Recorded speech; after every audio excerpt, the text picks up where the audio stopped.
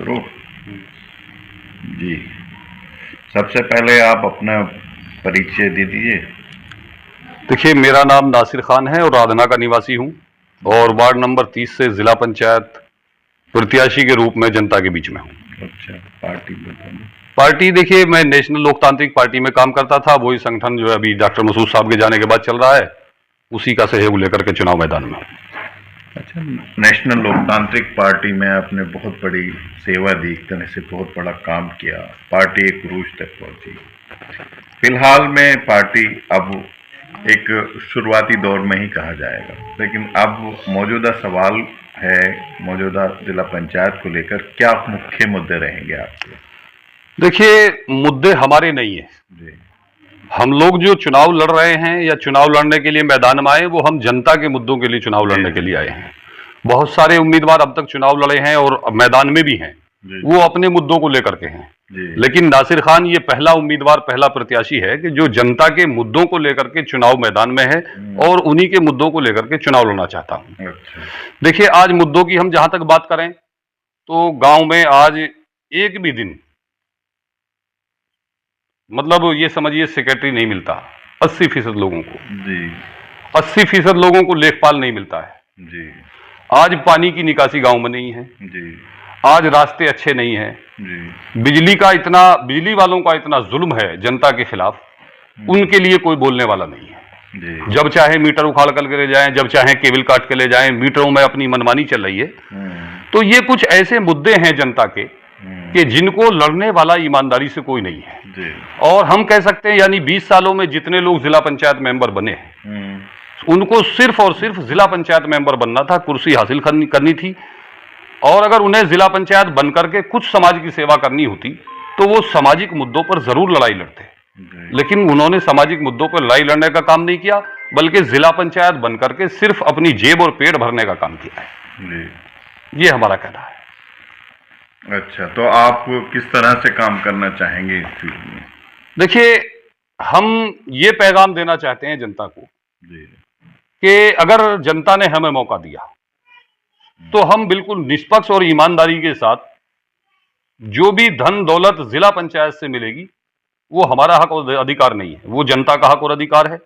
हम गांव वाइज, मोहल्ले वाइज लोगों को बिठा करके गांव में जो सबसे पहली जरूरत होगी उसको निष्पक्ष और ईमानदारी के साथ काम करने का काम करेंगे। ये हमारा एक मेन इशू है, मेन मुद्दा है। और इसके अलावा देखिए, जहां तक 20 सालों में लोग जीत के गए, 80% लोगों का गांवों में ये कहना है कि हमने जिला पंचायत किसी भी मेंबर का कोई बोर्ड अपने यहां नहीं देखा। यानी हम समझते हैं कि 20 सालों में कितना जिला पंचायत में जीतने वाले लोगों ने जनता को ठगने का काम किया। अभी हम लोग शौनत में थे तो बहुत सारे बुजुर्ग वहां बैठे थे, उन्होंने कहा एक भी बोर्ड हमारे गांव में नहीं है। तो आखिर वोट लेकर के आने वाली पंचवर्षीय में लोग लौट कर नहीं आते, ये जरूरत भी महसूस नहीं करते कि एक बोर्ड हमारे नाम का लग जाए, और फिर वो तवक्को रखते हैं कि भाई हमें वोट पड़ जाएगा। तो हम ये समझते हैं कि जनता इंशाल्लाह इस बार सही फैसला करेगी और ऐसे लोगों को जो है उखाड़ फेंकेगी कि जिन्होंने वोट लेकर के एक बोर्ड गांव में लगाने तक का काम नहीं किया है। अच्छा, इस बार भी बहुत सारे उम्मीदवार चुनावी मैदान में हैं और कई पार्टियां हैं, तो इस मौके पर आप किस तरह से और लोगों से अपने आप को अलग? देखिए, जहां तक हमारा मानना है, मुझे तकरीबन 8वां महीना चुनाव मैदान में है और मैं कंटिन्यू रनिंग में रहता हूं। मेरे लिए रात और दिन एक जैसा है। उसकी वजह यह है कि मैंने बचपन से राजनीति की है, पैदल चलकर की है, दरवाजे पर चलकर की है, एक संगठन को चलाने का काम किया है।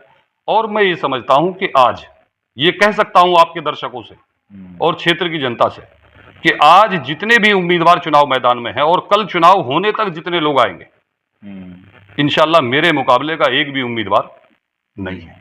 10 तारीख को AIMIM की यहाँ पर ललियाना में आप बैठे हैं और यही मीटिंग होने जा रही है, क्या कहेंगे? देखिए, MIM यानी बैरिस्टर असदुद्दीन ओवैसी साहब के बारे में ज्यादा नहीं कहूंगा। वो सामाजिक, न्यायिक और उन सब चीजों की लड़ाई लड़ रहे हैं, हम उनको लाइक करते, पसंद करते हैं। लेकिन जहां तक हम बात करते हैं अपने यहाँ जिला यूनिट की, उस जिला यूनिट में हम समझते हैं तमाम नॉन पॉलिटिकल लोग लगे हुए हैं। और वार्ड नंबर 30 की जहां तक हम बात करेंगे तो वार्ड नंबर 30 पे हम समझते हैं आज 5 से 7 उम्मीदवार उनके पास हैं। जो आया उसी को भावी उम्मीदवार बना करके मैदान में छोड़ दिया उनकी डंडा लेकर रखवाल करने वाला भी कोई नहीं है। हमने कल देखा कि यहाँ एमआईएम का भावी उम्मीदवार 2 बार का हमारे क्षेत्र से जिला पंचायत मेंबर, वो भाजपा की रैली में डांस कर रहा था कल। क्या नाम है? डॉक्टर मनोज। गोविंदपुर में कल एक कार्यक्रम था और भाजपा के झंडे के नीचे उनकी रैली में वो हमें घूमता दिखाई दिया।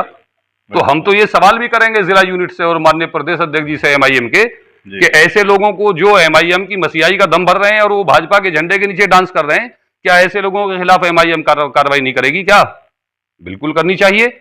ऐसे लोगों को जो है एमआईएम से दूर रखना चाहिए कि जो लोग मुसलमानों का वोट लेकर 2-2 बार जिला पंचायत बनने का काम किया और क्षेत्र में कुछ नहीं किया। तो हम समझते हैं कि अब तक, यानी कल से जो डॉक्टर मनोज कुमार और भारतीय जनता पार्टी का जो कार्यक्रम था वो उसमें शामिल थे, वो वीडियो सोशल मीडिया पर चल रही है। हम तो समझते हैं अब तक जो है औपचारिक तौर से जिला यूनिट को ऐलान करके पार्टी से बाहर का रास्ता दिखाना चाहिए था, लेकिन नहीं किया। इसलिए हम समझते हैं कि ये कुछ नहीं है। एमआईएम माने यहां क्या है? कुछ नहीं। हर जब चुनाव आएगा तो हर गली चौराहे मोहल्ले हर गांव में लाठी लेकर के लोग मुखालफत करने वाले मिलेंगे। तो बैरिस्टर साहब बहुत अच्छे आदमी हैं, लेकिन संगठन के लोग अपनी मुखालफत के लिए लोगों को पैदा कर रहे हैं। मान लो एक ही उम्मीदवार को समर्थन करना, टिकट मिलना ही नहीं है, टिकट होता ही नहीं इस चुनाव में, सिर्फ और सिर्फ समर्थन।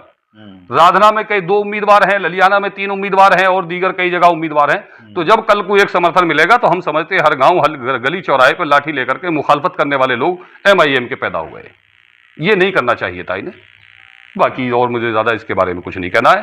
फिर आखिर में एक बार आपके माध्यम से दर्शकों को ये बताना चाहूंगा, और मेरी आवाज ये पहुंचनी भी चाहिए एमआईएम के प्रदेश अध्यक्ष तक, कि ऐसे उम्मीदवार को जो तुम्हारा झंडा लेकर के, तुम्हारी पहचान लेकर के और फिर भाजपा के कार्यक्रम में डांस करता हो, ऐसे आदमी के खिलाफ कड़ी से कड़ी कार्रवाई करके और बाहर का रास्ता दिखाना चाहिए।